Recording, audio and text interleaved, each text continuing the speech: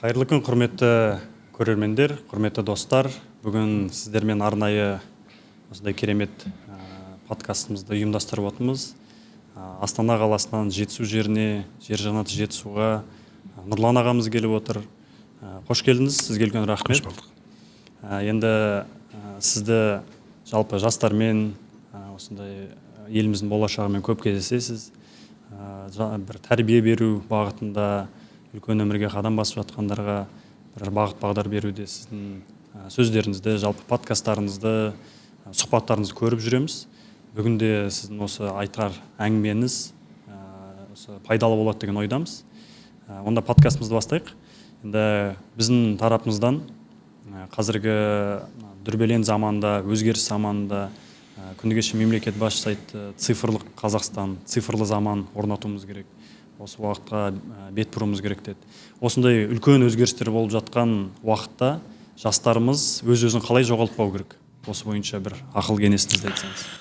Аса қамқор ерекше мейірімді Алланың атымен бастаймын. Жалпы жастарымыздың өзін жоғалтпаудың ең жақсы жолы, тиімді жолы, әрі оңай жолы, бұнымен қоса тексерілген, тәжірибеден өткен жолы, ол үлкендерден алыстамау. Қазақта бір жейде көйлекті ерте тоздырған деген сөз бар.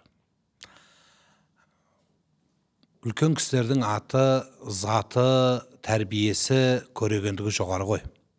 Сондықтан жастарымыз адаспаудың бірден бір жақсы жолы үлкендердің, бабалардың жолынан алыстамау.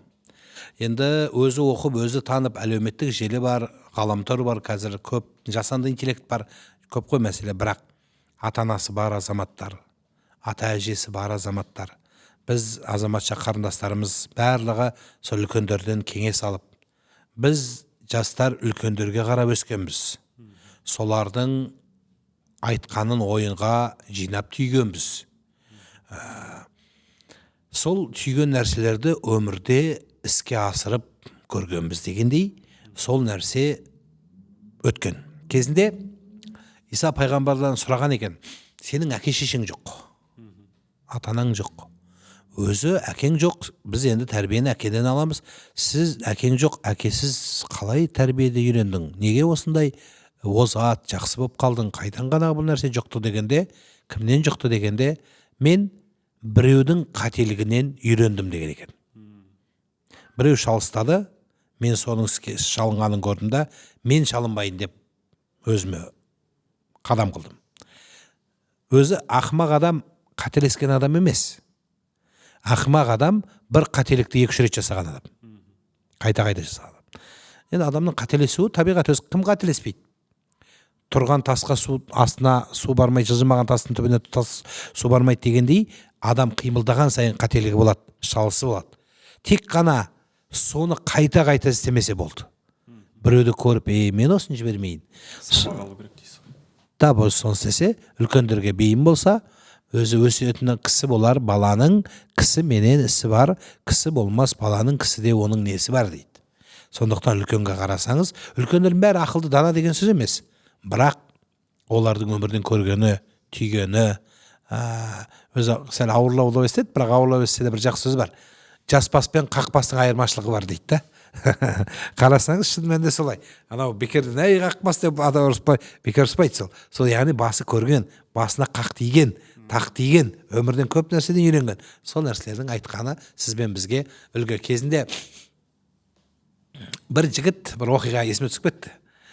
Бір жігіт бір үлкен ханның қызына ғашық болған екен. Енді ханның қызына айтырып келеді.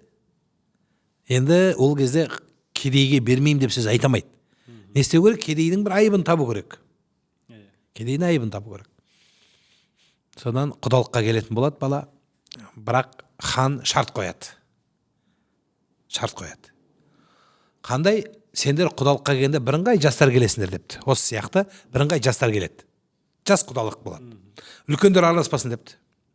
Сонымен бала үйленейін деп тұрған қызға ханның қызын алайын деп тұр. Жарайды. Соны әкесіне айтады, ата біз ханның қызын алатын болдық, бірақ шарт бірыңғай мен достарымды алып барам дейді. Атасы айтыпты, балам, сен мені алып бар. Алып бар. Қалай алып барам?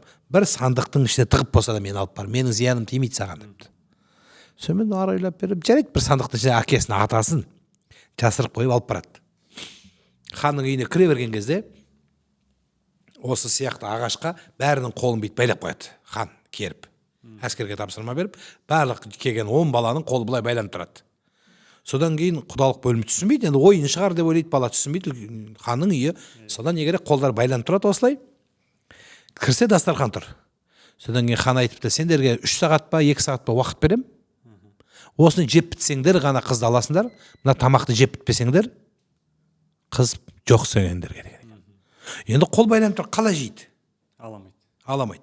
Содан ары тұрады, бері тұрады. Бұл сәтте ақсақал есіне түседі бала. Сандықты аштырады. Ата, мынандай жағдай болды. Шешуге болмайды бірақ. Деген кезде ата айтыпты, бір-бірлеріңе жегізбейсіңдер ме бүйтіп депті ғой. Хан айналып келсе, тамақ жоқ, дастархан бәрін жеген. Қолдары байлаулы. Соны хан тұрып, ақсақал қайда депті үлкен кісі. Ақсақал жоқ, енді өтірік айтамайды ғой. Жоқ. Сендердің өздерің миың жетпеді, бұған бір үлкен кісі үйретті. Шығарыңдар депті.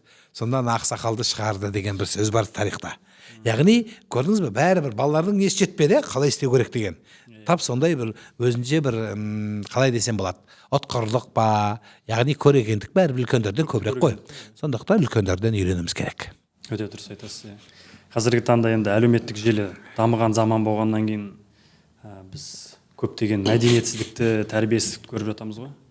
Әлеуметтік желіге шығады, күні кеше Қасым-Жомарт Кемелұлы да айтты ғой. Бұл қоғамда болып жатқан, осындай жасап жатқан мәдениетсіздіктер тек ол өзіміздің отбасымызды, өзімізді ғана әшкерелеу емес, ол елімізді әлемдік деңгейде төмендетуде. Сол себептен тәрбие, жаңағы мәдениет, осының барлығы өте дұрыс айтасыз. Осы отбасыдан, үлкендерден көріп, дұрыс бағыт алғанымыз дұрыс шығар. Енді сізге мынандай сұрақ. Енді бізде жетісу өңірі, бұл көбінесе аграрлық өңір. Содан кейін қасымызда үлкен мегаполис Алматы қаласы бар. Біз бұл жақта жастардың тенденциясы байқайтынымыз. Мектеп оқыды, бітірді. Содан кейін үлкен қалаға өздерінше арман қуып, сол жақта қалсам, үйлі болсам деп көбісі көшіп кетіп жатады. Сонда сіздің ойыңызша ауылды, енді біз айтамыз ғой, ауыл алтын бесік деп айтып жатамыз. Ауылды кім көтеру керек сонда бізде? Енді қазір бұрынғыдай емес, ауылдың жағдайын тиісті жердегі билік жақсы көтеріп келеді. Мына қазір мен қатысып келген оқушылар сарайының өзі, сол сияқты оқу орындар, әртүрлі спорт, фоктар, ауылды жерлер салынып жатқан белгілі. Енді барлығы қалаға көше бермейді, мен білетінім ауылға да келіп жатқан жастар бар. Тіпті ауылға көшіп келіп жатқан жастар бар. Ауылдан біз көшкенмен ауыл бізден көшпейді. Сондықтан бәрібір балаларды өсу керек шығар. Бізде мынандай түсінік бар да. Үйдің үлкен балалардың бәрі қалаға кетеді да, ауылдың кіші баласы үйде қалу керек. Кенже бала кіші шаңырақта қалу керек. Неге? Неге сен балаң оқымау керек па не сонда? Сенің балаң ауылда тек қана жасыратын жоқ, мүмкіншілік қалада көбірек қой. Енді сол неге менің балам, неге мен ауылда қалып чаман болуым керек? Неге мен ағаларым балалар оқу керек та, неге менің қыздарым ауылда чаманның қызы болып қалу керек? Жоқ, ол дұрыс емес. Шабан деп мен оны төмендеп отқан жоқпын, бірақ бұл жердегі мәселе бұл барлығына ортақ болу керек. Балаларымыздың оқуында, талпынысында мүмкін шын мәнінде өсу керек болса, қалада да жаман емес, далада жаман емес. Бірақ мәселе адамның да зорлыққа емес қарап көру керек. Ауылға бейім бала ауылда қалған дұрыс болар еді деп айтқан болар еді. Кейбір балалар болады, ауылға бейім өзі жақсы көреді. Мен бір отбасымен таныспын, Ақтөбе облысының тумалары, сенесіз ба, әке-шешесі Америка Құрама Штаттарында тұрады. Баласы ата-әжесімен ауылда тұрады. Бала мектеп оқушысы сиыр бағады, сенесіз бе соған? Мен өзім таң қалдым. Сиырға құмар дегенде таң қалдым. Шын мәнінде сиырды өзі алып, біраз кішкене ақша берген, ол ақшаны ол жинағанда бірінші бұзау сатып алған ғой бала. Соны әке-шешесі айтады, мен таң қалдым дейді, бұзау сатып алған. Біз оған iPhone сатып ал, телефон сатып ал деп берсек дейді, Америкадан ақша берсек. Бұл бар бұзау сатып алған. Содан кейін 2 сиыр сатып алған. Ең қызығы, сол оқушы бала өзі сауат сиырды. Сүтін сатады, сүтін өткізеді, енді бірнеше сиырға жетіп, осы жуырда естідім, 17-18 сиырға көтерген бала өзі бір өзі. Міне бар сондай бала. Яғни баланың өзінің талпынысы бар, талабы бар дейсіз. өзінің талабы барға талаптыға нұр жауады дегендейін, ол сондай балалардың жолын ашу керек. Ал енді қалаға қарап ұлып тұрған баланы ауылға зорлап, қинап, қылқындыруға болмайтын шығар. Көрсін, неге көрмеске? Оқысын, талпынсын, шетелді де көрсін, мен қолдайтын едім. Бірақ өз жолын өзі ашса жақсы болады. Яғни өзі әрекеттеніп, өзі өз-өзін жетектеген бала болса, оған жол ашу керек ата-ана. Рахмет. Енді қазір осы жастарымыздың қалаға көшуі, жалпы ел көріп, жер көру бойынша әңгімені бастадық қой. Осы тұрғыда қазір көптеген гранттар бөлінеді. Енді мүмкіндік, мысалы, жыл сайын қарасақ, 3 баланың екеуі грант алуына мүмкіндігі бар екен. Бар, иә. Бірақ та қазір қарап отырсақ, балалар ата-анасына қиындық, ауырлық салмайын деп, мысалы, жаңа колледжде болсын, оқу орнында, жоғары оқу орнында болсын, оқып жүрген кезде сабақтан гөрі қосымша қаражат тапқанды, жұмыс істегенді, өзін-өзі ағысырап, бір ақша табайын дегенге көп көңіл бөледі. Сіздің ойыңызша ерте жастан еңбек еткен дұрыс па, немесе білім алған дұрыс па?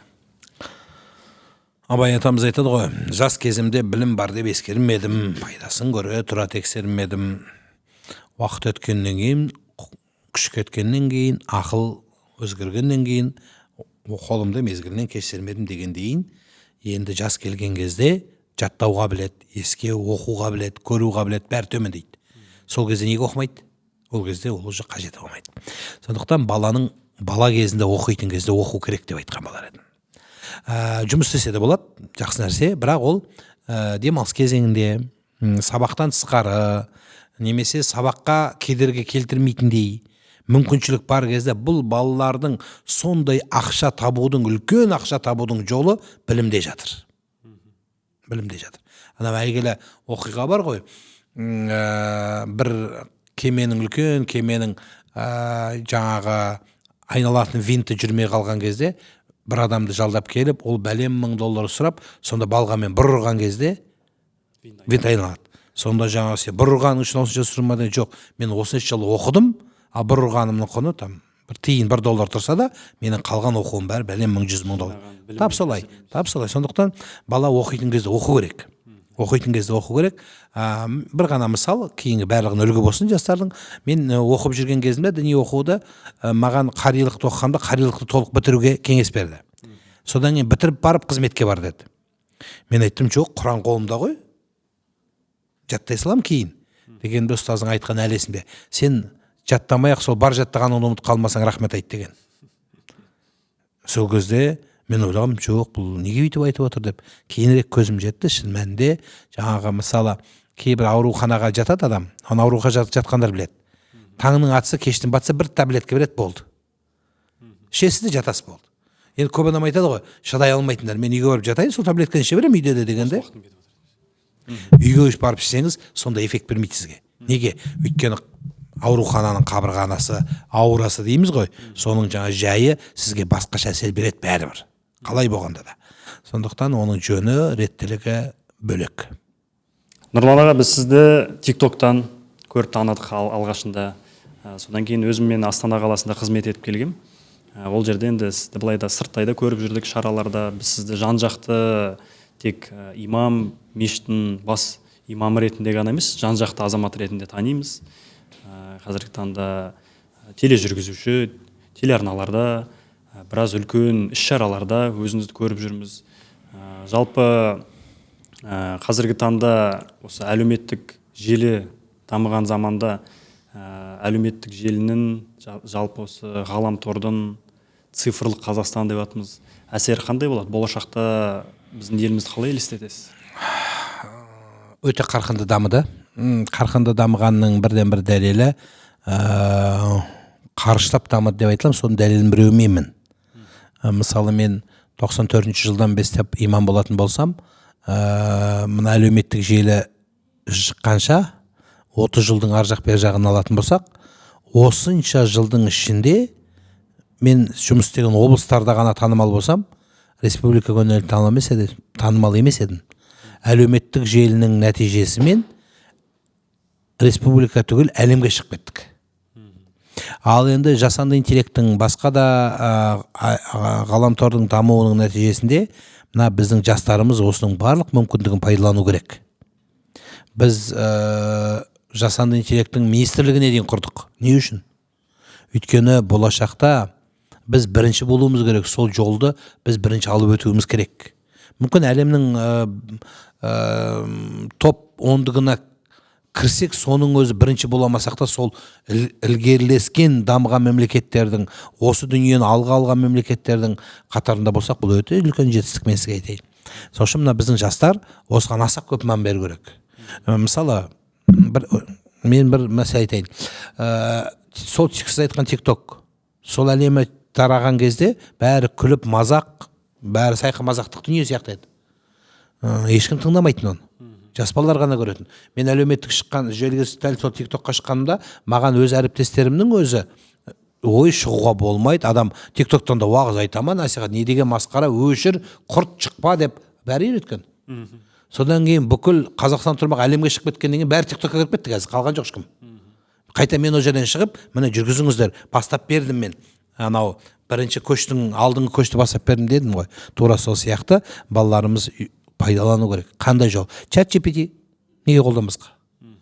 Мен өзім, мен сізге айтайын, мен өзімнің Нұрлан имамның алдыңғы 10 жылға картасын құрып бердім, алдыңғы 10 жылға даму картасын жасап берді маған. Не істеу керек? Қандай қадамдарға баруым керек? Және менің жай ғана сұрақ қойдым. Нұрлан имамның осындай танымал болуына не нәрсе себептер болды деп факторларын қойып тұрып, қай нәрседе қай сөзім, қай жерде қай ісім, белсенділікті арттырып бәрін жасап берді. Енді осыны ұстап қалу үшін не істеуім керек десем, кәдімгі таблицасын шығарып беріп жатыр. Пайдаланатын дүние ма? Пайдаланатын дүние. Кейде ақылды біреуден іздеген кезде осыдан-ақ көп нәрсені пайдалануға болады. Мен тек қана бір мәселе, мына діни мәселені әлемі жаңағы неден сұрауға болмайды, жасанды интеллекттен. Егер біз діни үкімді, пәтуаны ChatGPT-ден алатын болсақ, ChatGPT бұл әлемдік дүние ғой, бұл тек қана қазаққа тән емес. Яғни бұл әлемдік дәрежеде, мысалы, біздің қазаққа пілдің етін жеуге бола ма десем, біз бәріміз жиіркенеміз. Фу, қалай жейсің дейміз. Африканың кейбір мемлекеттерінде пілді жейді. Онда қалай болады? Сондықтан біздің фиққул уақи дейді араб тілінде, өз жергілікті жердің шариғатына сай нәрсені пайдалануымыз керек. Яғни діни мәселеде бұл нәрсе орнымен болу керек. Ал даму мәселесінде стратегия, болмысқа, өткенге, шолуға, бір істеген ісіңіздің бағасын, құнын шығаруда, мысалы, қалай дұрыс істелді ма, бұны қандай сипатта істесем жақсы болар еді. ChatGPT-ге мен өзім бір сұрақ қойдым. Бұл дүниеде адамның өкініші не дедім? Ең үлкен өкініші санап берші дедім, топ үшеуін. Сенесіз бе? Балалардың ұрпағына тәрім бермеу өмірдің ең үлкен өкініші деді. Шариғаттың үкімі де солай. Баласына тәрбие бере алмау бұл өкініштің өкініші әлемде. Міне осы сияқты нәрсені пайдалану арқылы кейде жасыратыны жоқ. Әке-шешеміз айтқан, мүмкін біз оған мән бермеген, кейбір ұстаздың айтқан құлаққа елемеген кезде ChatGPT-дан үйреніп, соны мен ұстаз осыны естіп, осыған өзгеріс таптым деген балалар да бар. Бар. Ол ChatGPT-ден, жасанды интеллекттен қашу керек деген сөз емес, пайдалануымыз керекпіз. Бірақ абайлап, тағы тексеріп алып, нақтылап келу керек шығар. Жақсы, рахмет. Осы біз жастарға көп тақырыбында тоқталған кезде көптеген спикерлердің айтып жатыр, осы қазір жастар бұзылған, жастар бұрынғыдай емес деп. Бірақ та менің ойымша қазір жастардың да дұрыс жолға түсіп келе жатқандығын біз көреміз, оны білеміз. Қазір бұрынғыдай көшеде ішімдік ішіп, немесе жаңағы басқа да бір мекемелерде, ойын-сауық орталықтарында ондай жайттарды көп көре бермейміз. Соған қарап бізде жаңағы ораза кезінде, жаңағы намаз уақыттарында жастардың да көп мешіттерге барып жүргенін көріп жүреміз. Осы тұрғыда біздің жастарымызға пайдалы болсыншы. Енді осы жерлер мүмкін көп жиі тарайтын да шығар. Жалпы ұстаздардан, діни білімдерден кімдерді атаушы едіңіз? Елімізде бір топ 5 деп айта аламыз ба? Топ 10 деп. Ұстаздардан ба? Иә. Өте көп. Жұмабек Қариды айтылам. Жұмабек ұстаз. Бір Алматы облысына тиесілі азамат. Екіншісі Сұңғат Сметов деген Астана қаласына тиесілі азамат. жастардың ішінде, ең жастардың ішінде бүгінгі таңда көзге көрініп келе жатқан жастардың ішінде қыз балалардан білем, бірнеше ұстаз бар бізде. Енді қыз балалар ошақтың қасында деп айтатын болсақ, тура сол сияқты сұңқар ұстаз бар, мен білетінім. Кәдімгі мынау талпынып келе жатқан кейінгі жастар, енді осы үшеуін алып бөліп шығуға болады. Енді мен жастарды айтатын, басқа жас үлкендер өте көп. Жас үлкенді мысалы айтайық, Рабиға ұстазды алуға болады, мысалы айтайық жаңағы Әлия ұстаздарды алуға болады, Динара ұстаздар өте көп. Бірақ мен айтып отқаным, кәдімгі ең жас дегенде, осы ең жастардың қатарында. Жастар өте көп, бірақ жастық кейде тәжірибемен сәйкес келу керек. Бізде жастардың жұмысқа кіруі өте қиын. Жастар жұмысқа барса не сұрайды бұлардан? Тәжірибе сұрайды, жұмыс өтілін сұрайды. Тәжірибе жинау үшін не істеу керек бұлар? Жұмыс істеу керек. Жұмыс істеу керек. Қайсыдан? Айланудың үстінде. Тәжірибе алайын десе жұмыс қалмайды, ал енді жұмыс қалайын десе тәжірибе жоқ.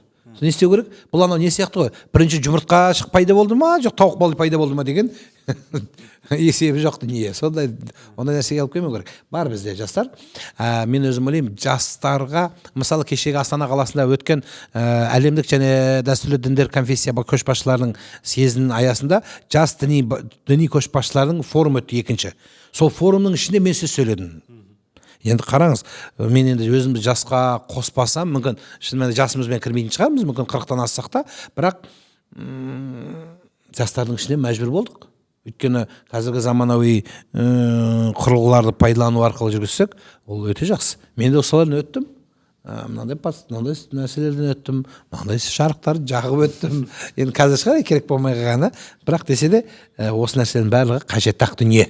Жастарымыз бар, өсіп келе жатқан, еліктеп, үйреніп, сұрап, мен солардың бәрін қолдаған болар едім. Керемет. Шынымен де сіздің жаңағы тәжірибеңіз бұл адамның біліміне қай салада істеп жатқандығына ешқандай кедергі жоқ дегенді көрсетеді. Атамыз қазақтың сөзі жауап береді бұған. Данадан диплом сұрамайды дейді. Сайрап тұрған адамға несін диплом керегі бар. Мысалы жалпы былай алатын болсақ, енді кейбір азаматтар бар, жаңағы шетелдің ең мықты діни оқу орындарын бітіргендер бар, академик, магистр, сұмдық, бәленбай доктор, екі ауыз сөз құрап айта алмайды. Екі ауыз сөзді құрап, аудиторияға ие бола алмайды. Одан не пайда? Мысалы қараңызшы, менің өзімнің бүгінгі таңға дейінгі рекордтық жаңалығым бір мезгілде 20 мың адам тыңдады. Әлеуметтік желі. Бір мезгілде. Ол қандай көрсеткіштер ол? Біздің Қазақстанда 20 мың адамдық мешіт бар ма, жоқ па? Сондықтан, және ең қызығы, бәрі тыңдап отыр, бір нақ нәрсеге үңіліп отыр, бірақ адам сөйлеп отыр. Бұл еще 5 минут қана емес дейсіз, бір сағат. Сондықтан мен өте қуанатын едім, альхамдулилля, шүкір, осындай дүниелер баршылық. Жақсы, рахмет. Өткенде бір жігітпен сөйлесем, мынандай сұрақ қояды. Қазір сондай бір көрініс байқалады осы ұстаздарда, имамдарда дейді. Жаңағы джиптармен, қара джиптармен жүреді, әлеуметтік желіде неше түрлі видеолар шығады дейді. Ол бір хайптың белгісі ма, или пиар ма, бұл қайдан пайда болған нәрсе? Бұны қарапайым қазақша түсіндіретін болсақ, пендешілік дейміз ғой. Адам ғой ол. Демек, сонша ішіндегі, сонша Құран аяты, сонша сүрен бәрін жинап келгенде, сонша сүреден, сол деңгейдегі аяттан бойына бір аят жұқпағандық қой. Шынымен де солай. Басқаша мен айта алмаймын. Неге? Өйткені өзі үлгі болып берудің орнына қарапайымдылықтың символы болып дініміз өзі қарапайымдылыққа үндейді. Кезінде пайғамбар да, Әзірет Омар да, сондай әлемді елді билеген кісілердің қарапайымдылықтың рәмізі болған. Рәмізі. Омар патша дейді, тақтың үстіне шығып, елген насихатын беріп айтып тұрғанда дейді, басын көтере алмайды екен де, соншама айбатты кісі екен. Сонда бір сахаба бүйтіп, көзім шетінен қарасам дейді, патшаның үстінен 8 жерінден жамақ көрдім депті. Көйлегінен жамау көйлек көрдім деген екен. 8 жеріне жамап қайтып киген кісі екен. Бір ретінде мешіттің ішінде отырған сондай тыныштықтан дейді, Омар патшаның ішінің шырылдады дейді, аштықтан. Біздікі болмаса тоқтықтан шырылдап жатыр ғой. Олардікі аштықтан шырылдаған екен. сонда бір рет болмас бірнеше рет шырылдады дейді. Сонда өзінің ішіне қаратып тұрып айтты дейді: ей ішім, менің халқымның қарны тоймайынша сенің ішіңе ештеңе кіргізбеймін депті ғой. Шын мәнінде солай. Біреу сұрақ қойыпты: ұрлыққа қол, Құранда аят бар Нұр сүресінде, ұрлыққа қол кесілу керек. Оң қол білектен кесіледі, содан кейін ол тігіледі, одан кейін емделіп, содан адамға, енді адам өліп қалмау керек, қансырап, соны кескеннен кейін емдеп, кәдімгі хирургический сөйтіп кесіп дайындау керек, оташылық жасау керек. Сонда Омардан біреу сұрапты: адам ұрлық қылса, оның қолы кесіле ме депті. Иә деген екен. Ол аштықпен кесілсе ше Омар патша депті. Аш, мұқтаж ол депті. Онда менің қолымды кесіңдер, халқымды бейшара қылған үшін деген екен. Міне сондай сөздердің иесі болған. Сондай дүниеменен біздің ұлтымыз көтерілген, халқымыз осы үлгілерді тура биде туған жоқ, туғанды биде иман жоқ деп неге айтқан? Осындай адалдық, имандылыққа, әділеттікке ұлтымызды тәрбиелеген. Біз де осындай дүниеге кейінгі жастарымызды қызықтырып, жаңағы жылтырақ дүниеге емес, ол кейбір ұстаздарға біз ана сиынып кеткендер бар да, бұл дұрыс емес. Ол адам, ол пенде, ол жаңағы сөйтіп көлікке мініп, жаңағы қымбат көліктермен жүріп, қасында спортсмен жігіттерді күзетшілерменен, охранамен жүрген болса, енді не көрсетсе, енді шынайы бет перденің басқа екенін көрсетті да енді. Сол үшін тәлімді болу керек адам. Рахмет. Енді қазіргі таңда мешіт салу кезінде бір жағдайды байқаймын. Кәсіпкерлеріміз көбінесе мешіт салып жатады, енді жағдай барлар көмектесіп жатады. Сол тұрғыда енді айтылады ғой, осы мешіт салғанға жалпы бір кірпіш болсын көмектескен адамға бұл жазылады, сауап болады деп. Бірақ та көп жерде өзіңіз де байқайтын шығарсыз, сол мешіт ашылады, салынады, құрылысы бітеді, кейін оны қарайтын қаражат жетіспегендіктен ол жерлер бір қиындықтарға ұшырайды. Осы тұрғыда мешіт салғаннан кейін жалпы азаматтар, кәсіпкерлер бұл бағытта соңына дейін қолдау көрсету керек пе? Немесе бұл кімнің міндетінде болды? Негізі ол мешіт мәселесінде Қазақстан мұсылмандар діни басқармасының ұстанымында да бәрі айтылып жүр. Сіз жаңа айтып қалдыңыз ғой, мешіттің бір кірпішіне болса сауап деп. Кім айтты тек қана мешітте сауап болады деп? Мектепте де сауап бар. Мектептің балабақшада да сауап бар. Жолда да сауап бар. Көпірде де сауап бар. Оқи алмай жүрген қазақтың баласын оқытып, соның қаражатын көтерсе, мен білем, бір азаматтар бар, біздің спорттағы азаматтарды көтереді. Спорттағы балалардың жетістігін, жаңағы мысалы чемпионатқа баруға, әлемдік додаларға баруға, соны өз қаражатынан спонсор болатындар бар. Оны қойыңыз. Мына біздің кейбір балаларымыз, қыздарымыз би курсына неге қатысады? Үйірмелеріне. Сол би үйірмелерінде көйлекті алмастырып киіп шешуге, сол көйлектің өзін спонсор болған ағаларымыз бар. Кім айтты одан сауап болмайды деп? Кітап оқитын балаларға кітап алып беруден де сауап болады. Жылда барлық мектепте, мешіттердің қабырғасынан мектепке жол акциясы ұйымдастырылады. Сол да сауап. Кітап басып шығару, ол да сауап. Біздің әншіде өнердегі азаматтарды қолдағанда сауап. Мүмкін жұлым бас жаға өлеңдер емес, кәдімгі ұлттың, кәдімгі біздің Мұқағали ағамыздың, Шәмшінің өлеңдерін, тәрбиелік бабаларымыздан келе жатқан жыраулардың өлеңдерін айту. Неге бізде сөз өнері жоғалып баратыр қазақта? Шорқақ сөз, тикток сөз, қысқа сөз, сөзге айналып қалды. Біз батырлардың жырын, жаңылпаштарды, түбірі терең ойлы болған жұмбақтарды, терең ойлы әзілдерді айтатын біздің аталарымыздан қалған ұлағатты сөздерді, даналықтарды, 5 ғасыр жырлайды, соңғысына қайтайық, соларды жаттап айтып жүрген балалар неге жоқ бізде? Жоқ. Қазақтың өнері дамымаған ба? Жоқ. Міне осындай дүниені оқытып, осындай дүниені дамытқанның өзі сауап. Ал тек қана мешітпен сауапты шектемеу керек. Мен айтқан бір сөзім, анау кейбір діндарлардың ортасында үлкен талқыға түсіп кетті. Мен анау кәпір қып, сүйреп апарып тастады біразы. Тозаққа кіргізіп отырғызып қойды. Анау мектеп салу менен мешіт салудың мүмкін несі тұрса таңдауы. Мен айттым, мешіт салыңыздар емес, мектеп салыңдар дедім. Сөйтіп едім, қырылып қалды. Ең қызығы, намазды дұрыстап оқи алмай жүргендер соны айтып жатыр. енді намаз оқитын адамға бәрібір далада болса да қардың астында да оқи береді ал. Өйткені ол Аллаға байланған адамға комфорт болуы шарт емес. Ал өнердегі азаматтардың мынау қандай мына оқушылар салайын қараңызшы, би үйірмесі, өлең үйірмесі, осындай үйірмелер ашылатын жер, спорттық шыңдалатын жер бізде көп болу керек. Фоктар салыңыздар, ауылды жерде ауылдың футболын көтеру керек, ауылдың күрес орталықтарын ашу керек. Мысалы қандай чемпиондарымыздың атынан ашсын, чемпиондар өздері ашып берсе де, бізге ашып берсін дегенді қою керек. Өкімет істеп берсін дегенді қою керек.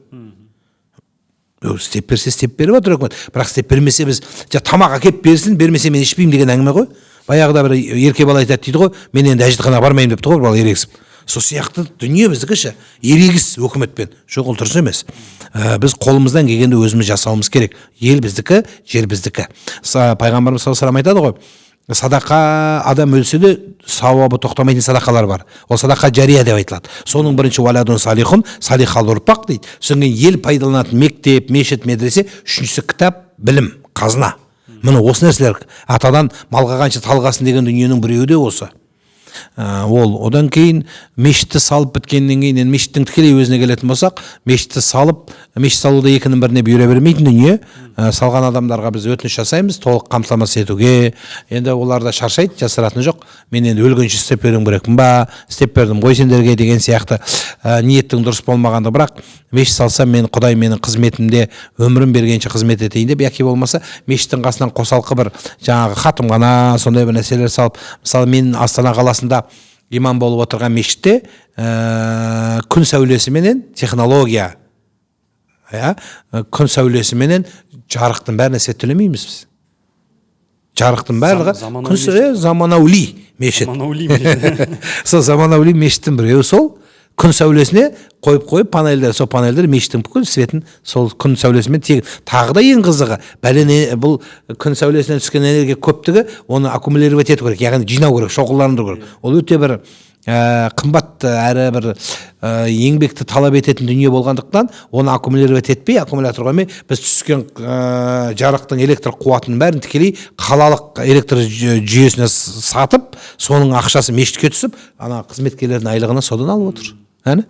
Неге біз оны пайдаланбасқа? Неге соны жасамасқа депті ғой бір ағамыз? Соны жасау керек. Солай? Өте жақсы айттыңыз. Мен де енді байқап отырғанымдай, сіз мен ойымды оқып отырсыз. Мен жаңағы мешіт туралы жалпы неге сұрадым, осы мектеппен қатысты мәселе. Шынымен де елге, адамзатқа пайдалы нәрсе болса, барлығында сауап бар дейсіз ғой. Қайсында болса. Енді соңғы сұрақтарымыздың бірі болсын. Қазіргі таңда енді ата-аналардың кінәсі ма, немесе қоғам сондай болды ма? Қазіргі жастарымызды, мектеп оқушыларын көбінесе немесе жаңағы қыздарды оранған күйде кірсін дейді. Егер де ондай жаңағы мектептің ережесінде ондай кіргізбейтін болса, онда мектепке жібермейміз, оқытпаймыз дейді. Осы тұрғыда бір өзіңіз айтып өтсеңіз. Мүлдем оқытпай қоюға болмайды. Өйткені ол конституцияға да қарсы болады. Бізде Қазақстан Республикасының ата заңымызда жаңа заң қабылдап жатыр ғой мектеп. Ата заң бәрінен жоғары тұрады. Қазақстан Республикасында ешкімді діни сенім наны бойынша қудалауға, шектеуге болмайды. Ол ата заңмен қорғалған. Ол конституциялық сотта оны қолдап береді. Тек қана бұл жердегі мәселе адамдардың оранып алып, діни атрибутикаға кіріп, атрибутикадан сабақ оқымай, бұл мектеп емес, және діни оқу орындарына айналып кетпеу керек. Мәселе осы да. Бұл бір. Екіншісі, мектептің де киім үлгісі дұрыс болу керек. Осы айтқан болар еді. Мына мектептегі ол тек қана киімге оранғанға қатысты емес. Мысалы айтайық, бұл неге де байланысты. Мына ораза кезінде ораза ұстауы, намаз уақытында намаз оқуы, жұма намаздан қашып, сабақтан қашып, жұма намазға баруы. Біз мұсылман мемлекет емеспіз. Мен осыны айтқанымда, мектептегі балалар сабақ оқу керек. Жұма намаздан деп сабақтан қашпау керек дегенімде бір-екі анау радикалды көзқарасы бар ұстаздар менімен салғыласып, қазақтың баласын оқытып үлес қосудың орнына салғыласып Арабияда сөйтеді, Арабия дегенде кішкентай бала Арабияға еліктемесін. Біздің балаларымыз оқу керек. Демалыс күні оларда жұма күні мемлекеттің. Ал біздің демалысымыз жұма емес қой. Сондықтан біздің балаларымыз сабақта отыру керек. Енді бұның ең сорақысы, бұл балалар жұмаға кеттім деп жол апатына түскен. бала ғой енді ойын құмар болып басқа бір ойнайтын алаңқайларға барып сол жерде қалып қойған балалар немесе жаңағы зұлымқор адамның қолына түсіп қазір педофилизмнің дамыған заманы зорлықтардың жағдайларын болып жатқан белгілі. Сондықтан түбі қылмысқа барып немесе біреудің жетегінде кетіп балаларды бір құлдыққа салып жіберген жайттар да бізде анықталынып жатыр. Өздеріңіз көрдіңіздер. Бірнеше облыста осындай айқын анықталды. Сондықтан балалардың дәріс кезінде міндетті түрде сабақта отыру керек. Ал енді намаз оқитын болса, ол әке-шешесінің рұқсатымен өздері оқи береді, біз оны таласпаймыз. Ал енді орамал мәселесіне келетін болсақ, тікелей хиджаб бұл Алланың орамалы дейтін бұл бұйрығы. Бірақ кәмелетке шариғаттың балиғат деп айтамыз, балиғат жасына толғанда ғана міндетті болады. Әйтпесе бір нөлевой сыныпта, бірінші сыныптағы орап қап-қара қылып сала қолаш қылып киіндіріп қойған келмейді. Оны әдемі қылып көрсеткісі келеді. Баланың, қыз баланың әдемілігі кішкентай қыз баланың орамалында емес шығар, кішкентай баланың тәрбиесінде, діни білімінде демес деп айтқан балалардың өзі мынандай ереже бар. Ең бірінші орында иман тұрады, Аллаға сенім тұрады. Сенімнен кейін екінші орында не тұрады десеңіздер, білім емес, тәрбие тұрады. Тәрбие тұрады. Соның астында ілім, оның астында ары қарай талпыныс, басқа содан кейін бәрі тұрады. Бірінші орында сенім тұратын болса, сенімнің көрсеткіші тәрбие болу керек. Біздің кейбіреулердің өкінішіне сенімнен кейін бірінші орында білімді қойып алған, басқаны менсінбейді, басқамен санаспайды, қоғамды қабылдамайды, тек қана осындай болу керек деген дүние қателескен дүние. Жоғарымын деп санаймын. Сол үшін жаңағы бағанағы жүрістің бәрі содан шыққан, ілімі бар, бойында жоқ дүние. Сол үшін айтпақ болғаным, мына қыз балаларымыздың біз орамал таққаны ол Алланың әмірі, оны ешкім өзгерте алмайды, Құдайдың бұйрығы. Бірақ кей кезде білімге, кей кезде мысалы айтайық, мынау үйде тағып алатындар бар. Қап-қара болып тағып бұл келеміз. Әсіресе қара киіну біздің салтымызға да келмейді. Өзі орамал таққан кезде әдемілеп, бір дұрыстап, енді қазіргі заманауи қылып келтіруге болады ғой. Жаңағы бір әдемі сипаттағысын, үлгідегісін, модадағысын деп. Шаш жабық болса болды, ол қалай жабылса олай жабылсын. Тіпті анау дәрігерлердің басына киетін медицинский шапка бар. Душқа киіп жүрген шапка болады барлық. Сол шапочканың әйтеуір шаш жабылса болды бұл жердегі мағына. Мына қыстық киімдер бар. Қыстық киімде де ол киіп жүрсе ол шашын жабық болса болғаны. Сондықтан әр нәрсені хиджаб деген сөз біздің қазақта болмаған. Бізде орамал, кимешек, не дедік, мен бұл туралы телеканалда біздің жібек жолы арнасында мен кейін түсіндіріп айтқам. Бурка деген не, хиджаб деген не, паранжа деген не, осыны бәрін түсіндіріп айтқам. Біздің ұлттық киімге біз келуіміз керек. Егер ұлттық одан кейін бір осыған қосып айтарым, біздің мынау министрлік тарапынан мектептегі оқушы балалардың киімдерін ақыр айтылды ғой. Сол киімдердің етегінің сәл ұзындықтарына да қараса дұрыс болады. Кей жерлерде сәл балалардың өзі ыңғайсызданып жүретін жерлер бар. Ол балалардың да киіміне қарасақ жақсы.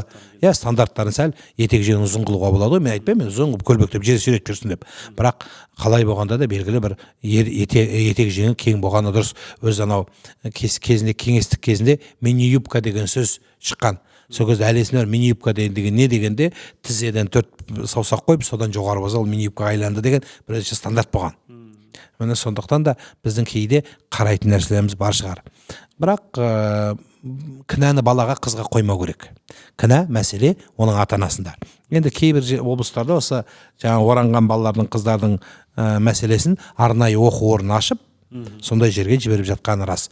Қалай болғанда да қыздар оқу керек, балалар дәрістен қалмау керек. Бұл маңызды нәрсе. Рахмет. Өзіңіз де көрген шығарсыз, әлеуметтік желіде Қарағандыда бір қыздың бейне ролигі шықты. Осы намаз оқитындарды, ислам діндегілерді бір жаман сөзбен ғайбаттады. Сол жерде астында комментарийларды қарайтын болсақ, екіге бөлінген екен. Біреу әрине қызды сенікі дұрыс емес, ол неге бұлай айтасың деп айтып жатыр. Екінші жақ айтады, шынымен де ол тек мешітте ғана мәселе емес, мектепте болсын, қоғамдық орындар болсын, басқа да жерлерде болсын, әжетханаларға басқа жерге кірсең, жұма күндері дәрет алып кетеді, суды шашып кетеді, барлығын осып кетеді дейді.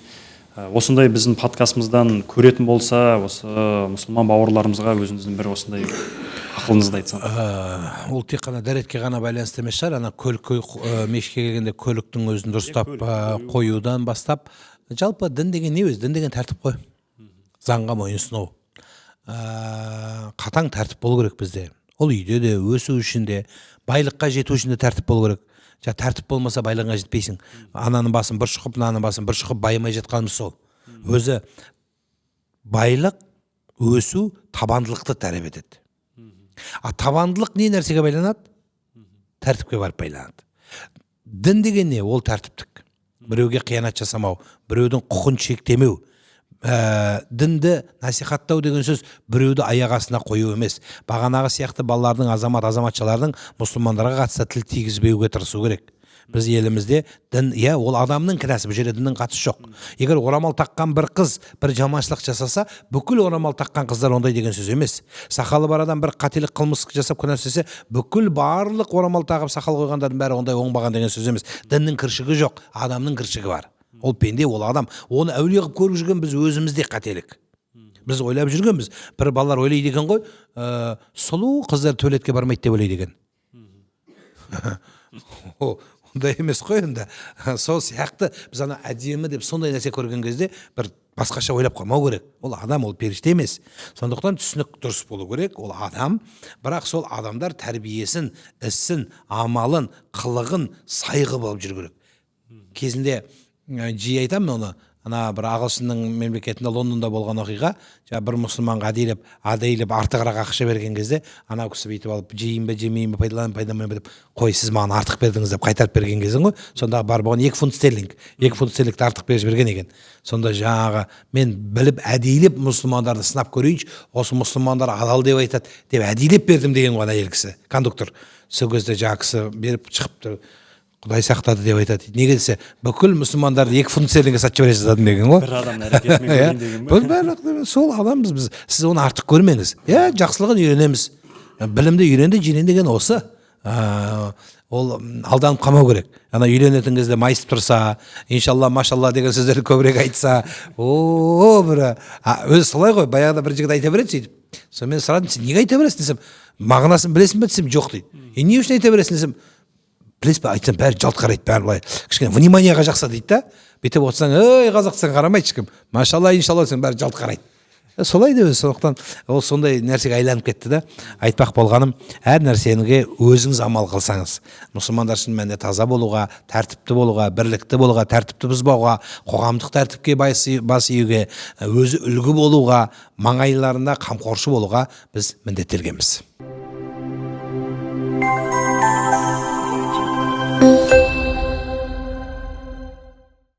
Осымен қорытындылайық. Сізге келгеніңізге үлкен рахмет.